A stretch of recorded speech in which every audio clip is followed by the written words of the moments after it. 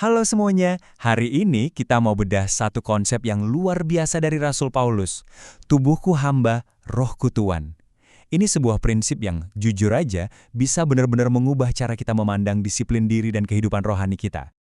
Nah, ini dia ayat kuncinya, 1 Korintus 9 ayat 27. Coba deh kita resapi. Ini pernyataan yang dalam dan jujur banget dari seorang rasul yang hebat.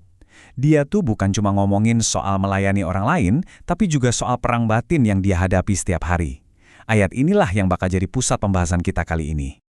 Oke, biar kita benar-benar paham sedalam apa sih maksud ayat ini, kita perlu mundur sedikit kayak time travel gitu, kembali ke sebuah kota kuno tempat surat ini pertama kali ditulis. Yap, selamat datang di Korintus. Coba bayangin ya, sebuah kota pelabuhan yang super sibuk. Mungkin kayak kota metropolitan zaman sekarang. Maju, kaya raya, tapi juga terkenal banget sama gaya hidupnya yang bebas dan penuh godaan. Nah, di tengah-tengah situasi kayak gini lah, jemaat Kristen waktu itu harus berjuang buat hidup sesuai iman mereka. Dan yang bikin menarik, Korintus ini tuan rumah Isthmian Games, sebuah kompetisi olahraga yang gede banget, semacam olimpiadenya zaman itu. Para atlet di sana latihan mati-matian, mereka mempertaruhkan segalanya. Cuma buat apa? Buat sebuah mahkota dari dedaunan yang beberapa hari kemudian bakal layu. Gambaran inilah yang dipakai Paulus dengan sangat cerdas. Jadi, apa hubungannya sama Paulus? Nah, dia pakai gambaran atlet yang pastinya dikenal banget sama orang-orang Korintus ini buat ngebongkar rahasia kemenangan rohaninya. Bukan kemenangan di arena olahraga, tapi kemenangan di dalam dirinya sendiri. Nah, ini yang gila banget sih. Waktu Paulus bilang, aku melatih tubuhku, kata Yunani yang dia pakai itu hipopiazo. Ini bukan sekedar olahraga sore ya. Arti harfiahnya itu memukul di bawah mata. Ini istilah dari dunia tinju. Jadi Paulus itu ngegambarin disiplin dirinya kayak seorang petinju yang hajar lawannya tanpa ampun. Lawannya, ya tubuhnya sendiri. Terus dia lanjutin lagi pakai kata ini, julagogeo, yang artinya menjadikan hamba. Pesannya jadi jelas banget kan? Buat Paulus, tubuhnya dengan segala macam keinginan dan kemalasannya itu nggak boleh jadi tuan yang seenaknya nyuruh-nyuruh. Justru sebaliknya, tubuh harus jadi hamba yang taat sama pimpinan roh. Nah, ide soal penguasaan diri ini ngebawa kita ke sebuah konsep teologi yang penting banget tentang gimana sih sebenarnya kita sebagai manusia ini dirancang sama Tuhan. Dan inilah tatanan ilahi yang seharusnya. Nomor 1, roh kita yang terkoneksi sama Tuhan seharusnya jadi pemimpin, jadi kaptennya. Lalu yang kedua, jiwa kita, itu pikiran, perasaan, kehendak kita, harus tunduk sama pimpinan roh. Dan yang terakhir, tubuh kita, fungsinya adalah melayani, jadi alat untuk melakukan kehendak Tuhan. Disinilah letak perang batinnya. Tubuh kita itu kan alaminnya pengen yang enak-enak, nyaman, puas, dan maunya serba instan. Makanya, tubuh bisa jadi pintu masuk dosa. Di sisi lain, roh kita itu rindu buat terkoneksi sama Tuhan, buat cari kebenaran. Pilihannya ada di kita. Kalau tubuh yang dibiarin mimpin, ya hidup kita bakal dikuasai sama hawa nafsu. Tapi, kalau roh yang jadi pemimpin, kita bakal berjalan dalam kuasa Tuhan. Oke, jadi poin paling pentingnya apa?